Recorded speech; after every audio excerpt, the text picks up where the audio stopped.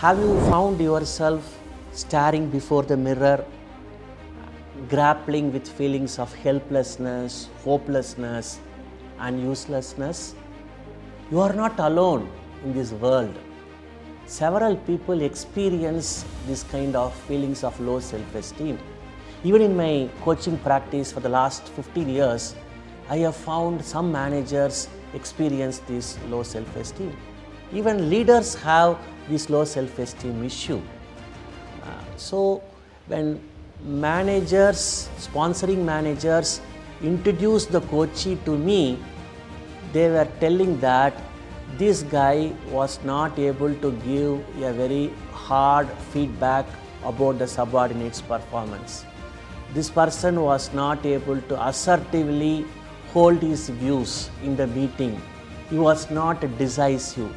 When the sponsoring manager started giving this kind of inputs to me, immediately I started sensing that the problem is not just lack of assertiveness or lack of decisiveness. There is an underlying reason for so and so being not assertive, so and so not being decisive. What is that underlying reason? The underlying reason is the self-esteem issue. So we have to unfathom the reason for the current behavior. What lies below the iceberg, that matters a lot. So going by that particular framework, I happen to unfathom the reasons where I tend to interact with the person who is experiencing low self-esteem. People with low self-esteem tend to withdraw. They are not able to have a positive view about themselves. They are always keen to please others. They are not able to take a decisive view on anything they wanted to take upon. They are not bold enough to take up any new venture. They don't even come out of the comfort zone. These are all some of the behavioral indicators of people with low self-esteem. So how I found all these things? By listening to the individual's story, life story, I was able to see these threads of evidences, what he demonstrated, not only at workplace, even at the home front. Having found that this person has got low self-esteem, I also validate this with appropriate psychometric tool, where the psychometric tool also resonate with the same kind of observation that what I have got, and even interview with the stakeholders during 360-degree process also validate that. Then I found that person has to really work on improving and strengthening his self-esteem. Let us explore what does self-esteem mean. Self-esteem is all about how we value ourselves, how we perceive ourselves. It refers to the confidence that we have got about our own inner worth and also about our capabilities. There was a guy called Roosevelt. He said, "No one can make you feel inferior without your consent." It's a very, very powerful statement, but unfortunately, our self-esteem either goes up or goes down because of the validation from others. If others don't validate you, your self-esteem goes down. If others start validating you, your self-esteem goes high. So sometimes even it goes to the level of being called as inflated self-esteem also. So when you look at the self-esteem's category, you have low self-esteem at one end of the spectrum. At the other end of the spectrum, you have got inflated self-esteem.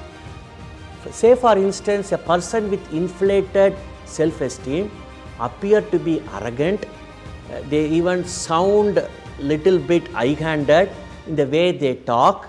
They even look aggressive, and particularly from an organizational context, this is not a behavior to be well emulated or appreciated by anyone. At the same time, when you look at the other end of the continuum, the low self-esteem, the person is not sure of themselves, the person feels insecure, the person wants to evade the reality, More than that, the person is not able to take any proactive initiative for any kind of endeavors that he is asked to do. So as a result of it, it is very, very important on the part of every individual to address the issue of self-esteem. If the person has got very high degree of self-esteem, that means inflated self-esteem, he needs to moderate his self-esteem so that it will not border on arrogance. A person who have got low self-esteem, he has to improve it, he has to enhance it so that he should be able to have strong self-esteem. Now, having known the distinction between inflated self-esteem and low self-esteem, let us understand what are the various actionable ideas that we can think of in bolstering the self-esteem.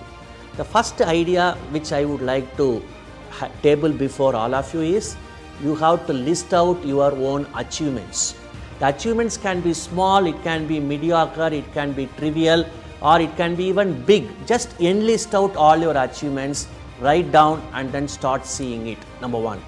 Two, you can also seek positive feedback from the significant others, the close people whom you value them so much, where they should be able to tell about what qualities in you they are appreciating. So what qualities that you have got that are to be appreciated, which you can always seek feedback from the significant others. Two. Third, identify your strengths through appropriate psychometric instrument and start actioning those strengths on a daily basis, both at work as well as at home.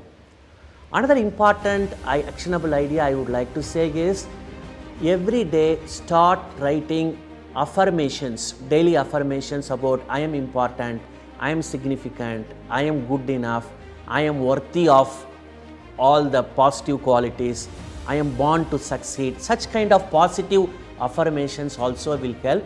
Even positive self-talk, right, that will also help in strengthening the self-esteem. Above all, one important actionable idea I suggest is, give yourself to new experiences.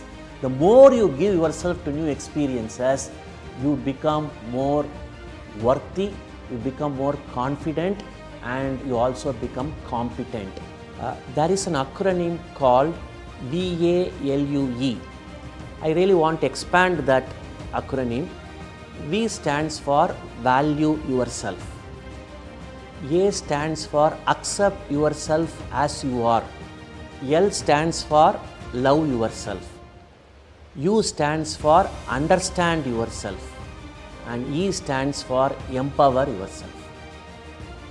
This value acronym will help you significantly to improve your self-esteem, both at professional level as well as personal level. I also would like you to cultivate new hobbies, pursue your passions, and if you start doing all these things, I think the day is not far off where you yourself will be able to feel a new version of yourself. You will sound confident, you will be able to articulate your thoughts effectively, you will be so decisive, you will be able to put your views across to any person irrespective of the position that you are seeing.